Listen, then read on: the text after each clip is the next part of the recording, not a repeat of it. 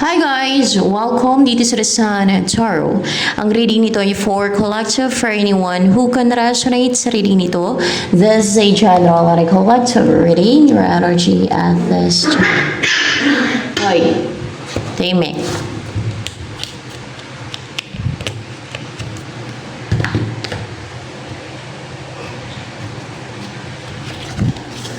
With the backs and the fall and the foyer, feet number. It was lightning before thunder, thunder.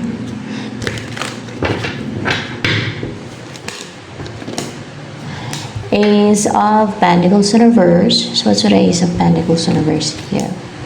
May nabunot eh. Ay. May wish kang na-grant, no? Parang it's wish granted na mamuhay ka na ng malaya o parang tumatalon yun dito na fulfilled ka, happy ka, masagana, ang daming treasure, no? Ang daming parang puno ng ginto eh, no? Dominant yung gold dito sa andito din sa picture. Mayroong nabunot sa'yo na parang binaon o itinanim sa'yo. Oh. Itinanim yan sa'yo. Nabunot. Natanggal. Kaya magiging masagana na, magiging abundant yung buhay mo, magiging happy ka, mamuhay ka na ng wish or winish mong buhay. Yan. Oh, hindi ka na nadi-destroy kasi nabunot yan sa'yo. Sumpa. Sumpa. Sumpa. Hindi yan sumpa. Yung nabunot sa'yo. Ano yung binunot sa'yo? Bunot. Binunot ba yan? Binunot ang term dyan. Binunot nga. Binunot nga sa'yo. Manipulation, no? Manipulation. Minanipulan na isip ko. Spell. Spell ba yan? Spell. Spell lang. Yun. Parang through palipad hangin. Palipad hangin lang. Palipad hangin. Yan ang isang nadi-destroy. Feet number before the thunder, thunder. Feel the thunder. Ano pa energy mo ngayon? Silak ang puso, pure ang aura, the crown. Wait! Wait. Kulit. You're strong from yung personality mo and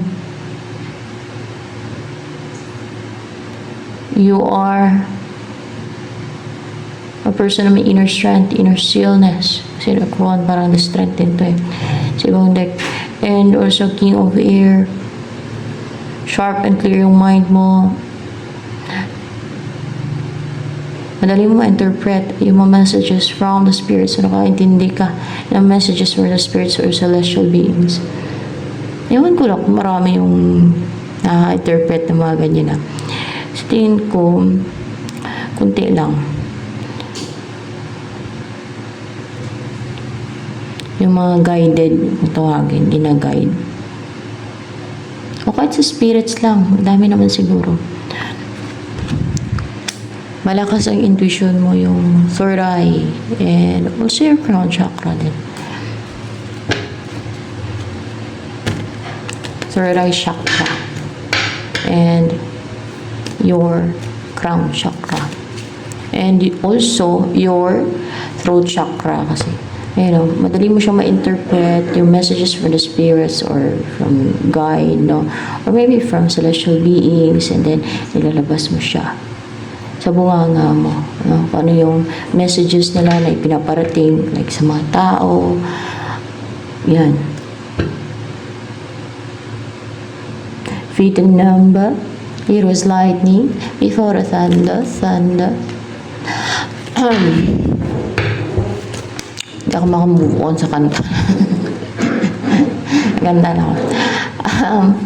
Ito po, meron kasi simulan yan, you're passionate and courageous. Hindi ka natatakot, kaya fearless kayo, no? Or may katakot man, konti lang siguro. Kasi nga fearless. Very brave ka and passionate and courageous din, no? Na, umpisan yan. Mag-umpisa na. Ano ba itong umpisan mo? Parang journey. Ayun, no? Yung mag-judge. Judge? Hindi. Destiny mo. Hindi. Hindi naman judge. And it's your destiny. Yung destiny mo yan, umpisahan mo na. Destiny. Pag alam na yung iba na mag-umpisahan ng destiny mo, gusto na yung pigilan. Kasi, umiiral yung inggit. Bakit? Evil eh. Yan ang sign ng evil. Nagpapagamit kay Satanas. Nagpapadala sa inggit. Susuan sa trans, mainggit ka, gumawa ka ng skin disease, nainggit ka. Dahil nainggit ka sa kanya. Nagawa din siya ng skin disease, hindi niya alam. Trap ni Satanas, itapon pa siya sa gobyerno. Kasi yung ginagawa niya, hindi makatwiran yan. Hindi makatwiran. No? At yung inggit niya na root of all evil. Ayan.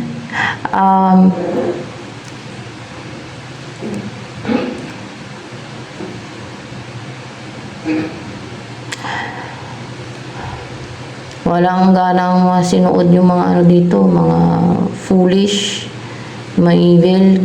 Kaya nagsibalikan mo yung spell nila, ginawa nila sa akin. Nagsibalikan sa nila.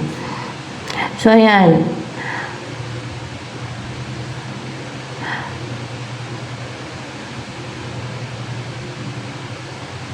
Pinabalik na yun ng God sa kanila. Tapos na ang pamisti nila.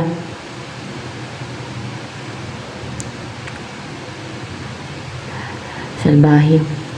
Yun ang totoong mga salbahe. Paramdam lang inggit, insecurities, manghalit, mangharm, magawa na ng scheme and deceit. Yun ang totoong mga evil. Yun ang mga evil. Tapos pag prangka ka, sabihin nila, salbahe ka. Yung pa yung prangka ko dito, at yung mga sinasabi ko dito, totoo naman. And part ng mission ko yan.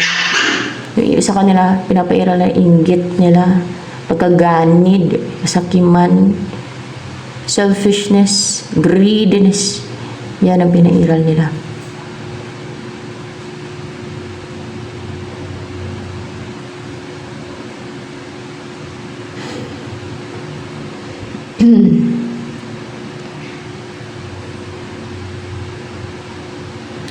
And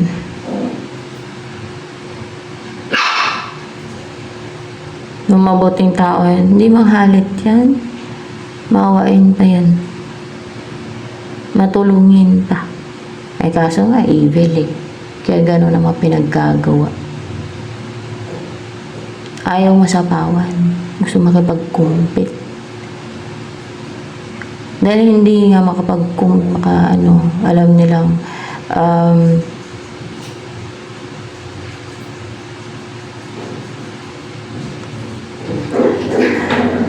ayaw ko na lang magsalita ng word na medyo masakit-sakit, no? Kasi hindi appropriate nga naman. Gusto makapag-compete eh. Gusto man challenge. Diba? Gusto na sila angat. Ngayon ang ugali na iangat na sarili nila. Hilain nila pababa. Ingud-ngud nila. Wala kasi silang awa. Wala kasi silang konsensya. Hindi nila alam, tinitest sila. Tinitest sila kung gaano sila ka lupit, kung gaano sila ka sakim, kung gaano sila kasama.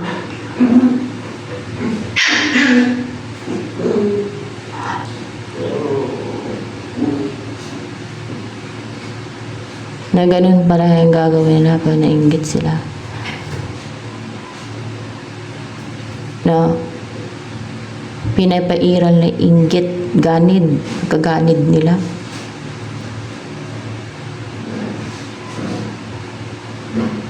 Tapos mag-act na parang kawawa, ay nako. Sila ang biktima na, sila ang biktima, sila ang nanalba. Very cunning, deceitful.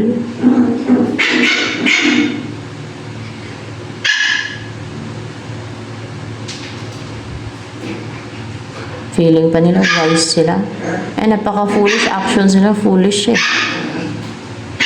Yung mga deceitful, hindi yun hindi yun wise. Deceitful, deceiver. Iba ang wise, iba yung taong may wisdom. Sila deceitful, deceiver. Maskim, cunning. Galing ng mga evil. Sinungaling pa.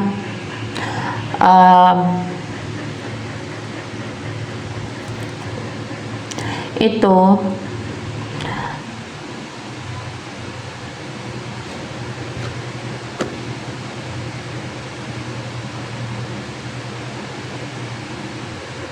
nagwe-wear pa ng false mask. Lang patong na false mask yan. Maskara nila. Ganyan sila.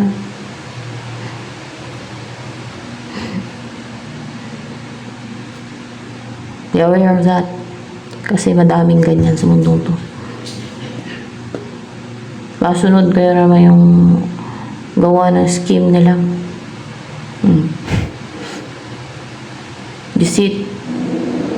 Mapatago na tirada. Traidor ba? Kasi ganyan sila mga traidor.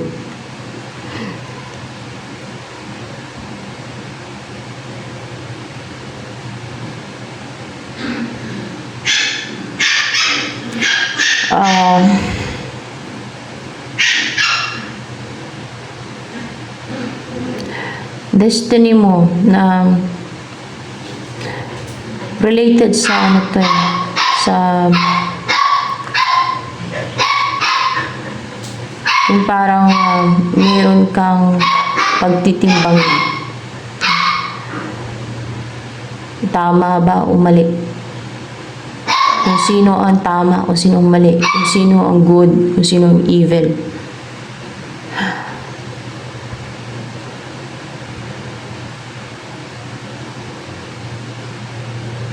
Wala namang orasan dito eh.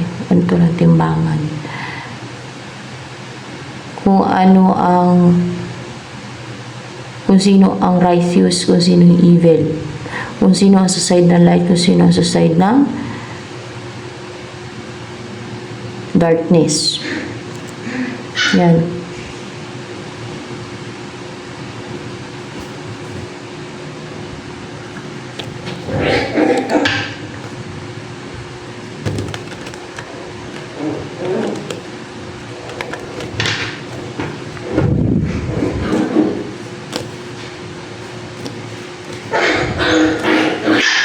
Anong gagawin mo sa destiny mo?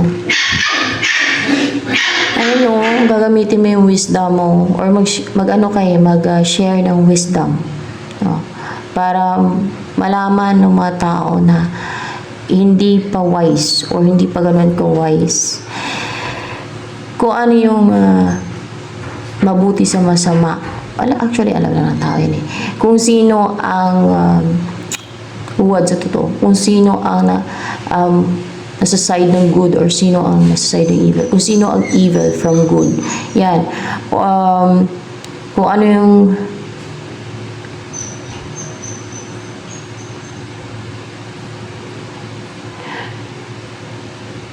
ugali na mapasok sa langit or hindi. Tama ba? Ganon? Yeah. Kung ano yung ugali, natuturo ng wisdom, knowledge, pati. Kung ano yung makapasok sa langit sa hindi. Diba? Ganon yun. Kung ano yung mapupunta sa impyerno, yung hatulan sa impyerno ng mga gawain ng mga tao, na kung ano yung mga tao, anong klase ng mga tao ang mapunta sa impyerno. So, ituturo mo yan. Bakit? Kasi para maging aware yung mga tao. No? Nang sa ganun ay hindi ko gagawin to kasi mapupunta ako sa impyerno pag ginawa ko to. Ayan. Totoo naman yun. Kasi guided ka niyan. No? Totoo naman yun na yun talaga Mga ganun talaga na ginagawa ng mga tao. Like witchcraft. Yan ang mapupunta sa impyerno. Totoo yun. Alangan naman palangit na kung katulad ng mangkukulam, alangan naman palangit yan. Diba na, mismo na sa Biblia yan. At nasa Book of Enoch yan na doon nilalagay o doon nilalagay sa impyerno o sa lake of fire yung mga kaluluwa na mga gumawa ng witchcraft dito sa mundo to. Yung gumagawa ng black magic, witchcraft.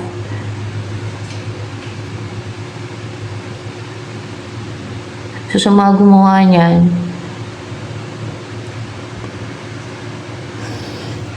bahala kayo kung paano nyo may save yung sarili nyo. Hindi ko rin alam. No? Depende yun. Kung magbago kayo, ay depende sa Diyos yun. Depende sa God. No? Kung patawarin kayo. Nasa Diyos at nasa God pa rin yung decision yan. So yan.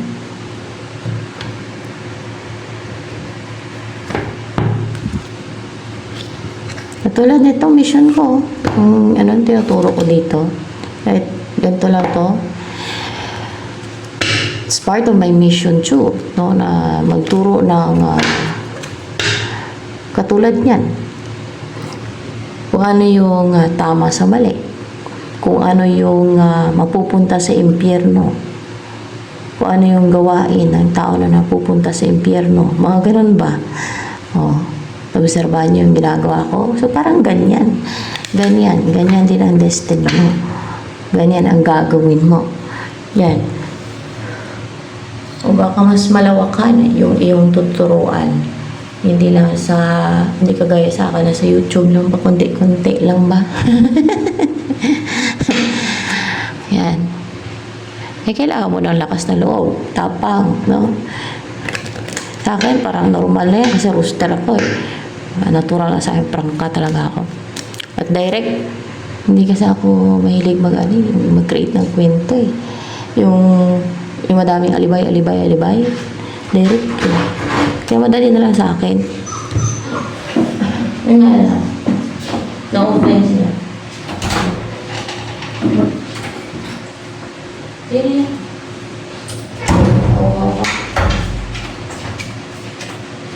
Just a young girl with a big fuse. I was small time, one on refuge. I was reading, even hazy. While I had my own life.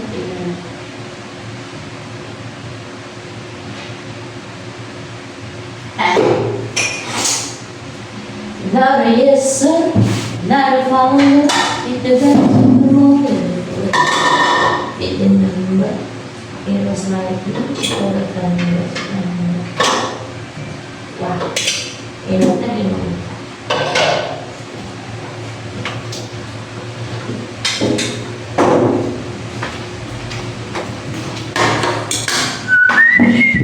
Message for you, guidance.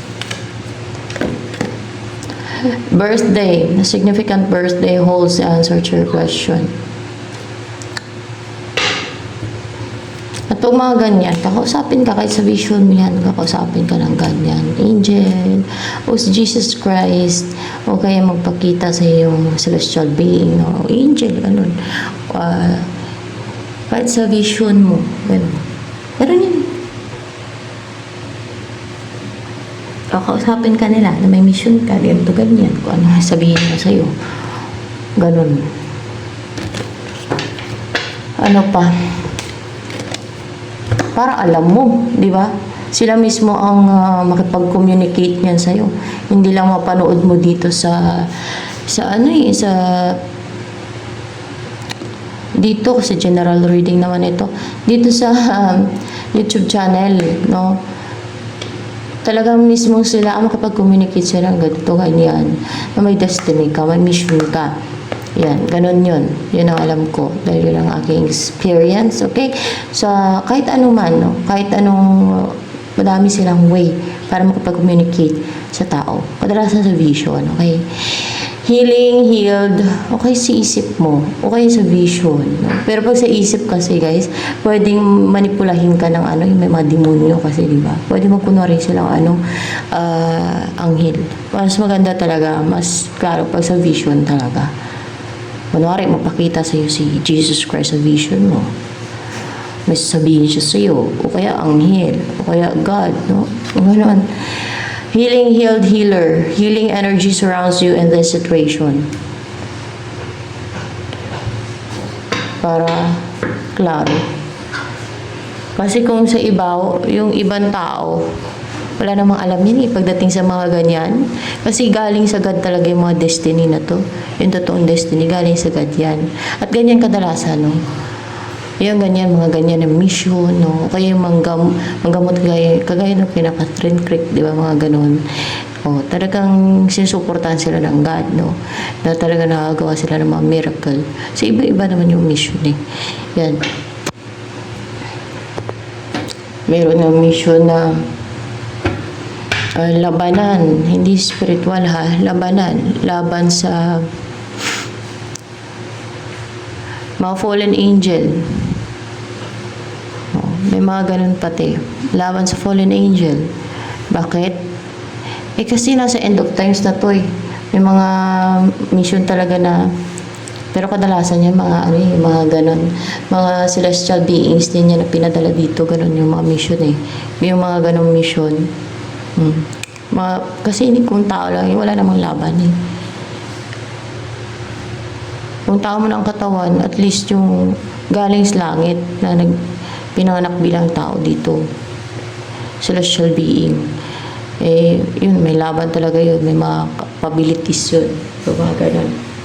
Pag mga ganun na mission. Malaki ang mission na yun kasi. Hindi basta-basta mga kalaban. Sumurin ka ng mga evil forces.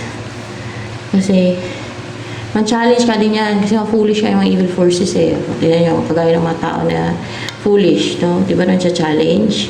Oh. Pero pag mga evil, may mga challenge, mag-compete. May ending, impyerno, anabot. Ganon. Foolish eh. Hangal ba? Oh.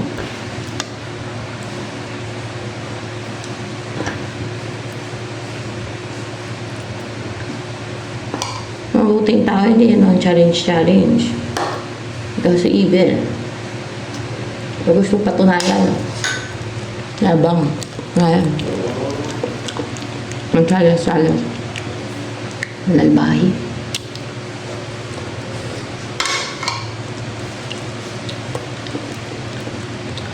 Tapos pagka nagalit ka, pag sinalbahi ka niya, nila, ikaw na yung sabihin nila ng salbahe, no? Papilrang ka mo. Kasi ikaw na daw yung salbahe. Ang galing.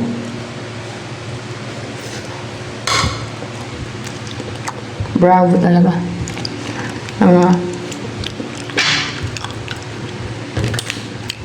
So, wanna live my whole life behind. Not a yes sir, not a follower. Keep the backs, fit the mold and the foyer. Fit the number. I was lightning before the thunder.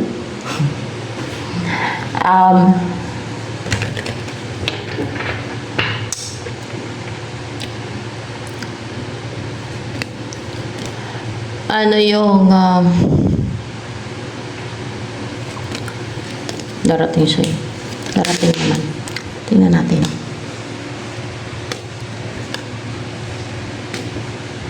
Parang pahalang pa to pero kunin ko na to. As upright na siya.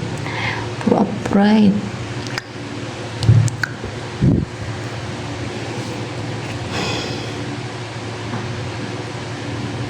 Someone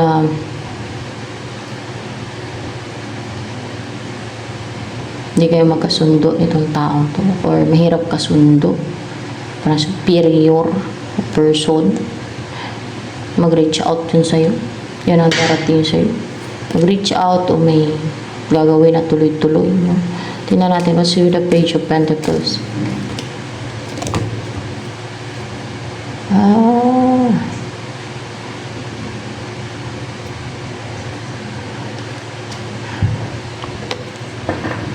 yung puprotektahan ka niya. Kasi hindi niya mapigilan yung emosyon niya, yung awa niya sa'yo. Baka awa niya sa'yo. Gusto ko niya protektahan, pangalagaan, protektahan. Kasi niya mapigilan yung emosyon niya sa'yo, naawa siya sa'yo. Gusto ko niya protektahan. Strong daw siya eh. Kaya kanyang protektahan.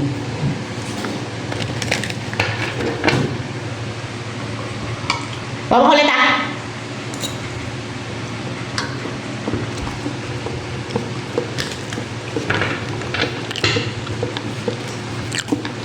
Yung next move niyan. Diba, Elizabeth Nicole or Pyro first, ano man energy niya. Pumato, tapos pagkain ko. Upright med food. Magte-take nga ng risk yan. Magte-take na leap of faith. Na napaka-positive na kasi yellow. Ayan o. This is me, guys. Siya nga mapaprotekta sa'yo. Wala, parang pangalagaan ka na, protektahan ka niya. Hanggang sa pagtanda ninyo, hanggang pumuti ang buhok ninyo, gano'n. Para makasama ka na niya hanggang sa pagtanda ninyo. Tulad nitong bata, di ba? Bata and yung puppy, no? Parang tuta ko lang, kasi lang brown. Hanggang sa kung kailan abutin yung buhay ninyo. Kasi ang buhay dito sa mundo ay hindi nga forever, mabubuhay ka dito. May dugtong kung masave ka ng kaluluwa mo. Pero kung evil doer ka, edi ang dugtong ay doon sa impyerno. Hindi dito. Kasi yung masasave lang ang nandito. Pero kung masave ka, mabuti kang tao na sinusunod mo yung tama, no? Kung ano yung tama at katotohanan na nasa side ka ng light mo. Yung iba, masama yung gawain nila, pinapaira lang yung inggit, ganid, kasamaan, kasakiman, selfishness. May ginagawa sila mga deceit and scheme dahil sa gusto na ang kinin sa iba. Basta alam nyo na, no, yung may evil na yun. Tapos, mag-pretend pa sila. Nasa side sila ng light. Kasi magalingan sila mag-pretend eh. Kahit sarili nila, utuin nila yan. Magalingan sila mag-kunwari. Paniwalain pa nga nila yung ibang tao, sarili nila. Kasi nag-wear yan sila ng false mask. Ilang patong ng mask. Uto lang sarili nila.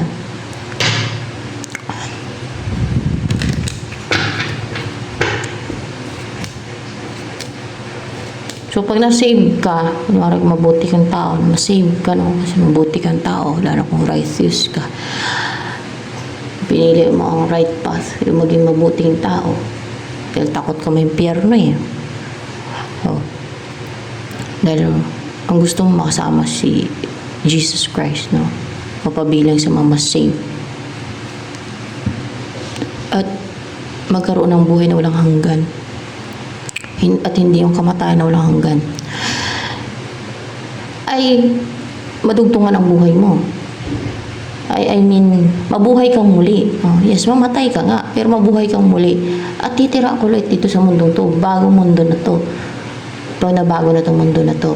At puro na kasiyahan, peaceful, wala nang mga evil dito. Wala nang mga demonyo. Dati. Wala na mga yung umiiral inggit, ganit. Wala na mga ganun. Harmonious and masaya na.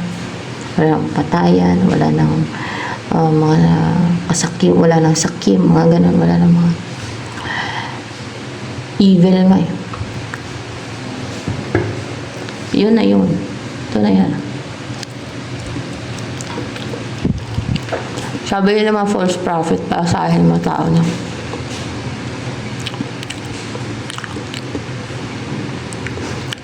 kahit sige gawa ng daw ng kasamaan, maniwala ka lang sa kanila, mas save ka. Maniwala ka lang na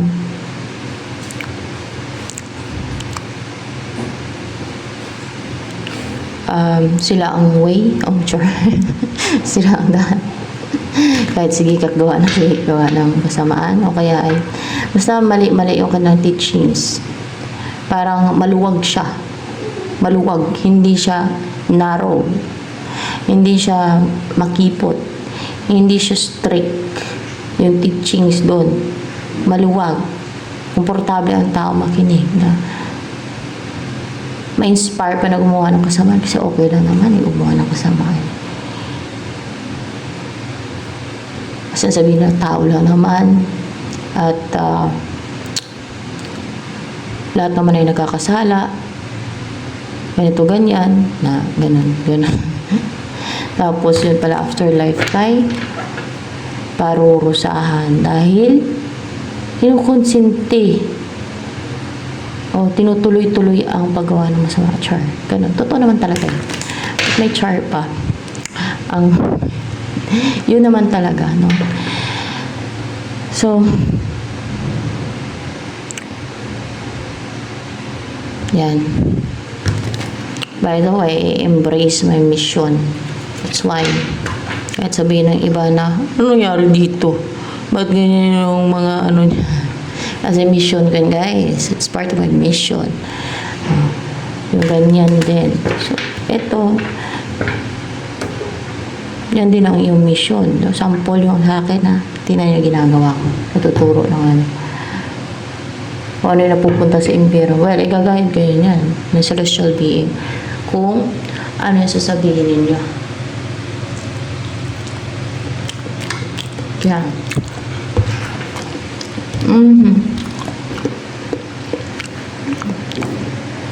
Anong gusto sabihin sa'yo? May 5 of swords na yan.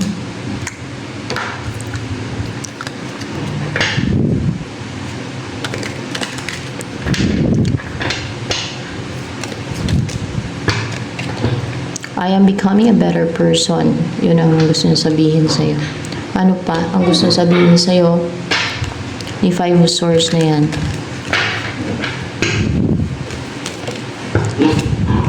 Paparating daw siya. At pangalagaan ka niya, puprotektahan ka niya. Hindi ka niya pababayaan. Talagang on fire. And courageous siya na kasi may color blue din dito.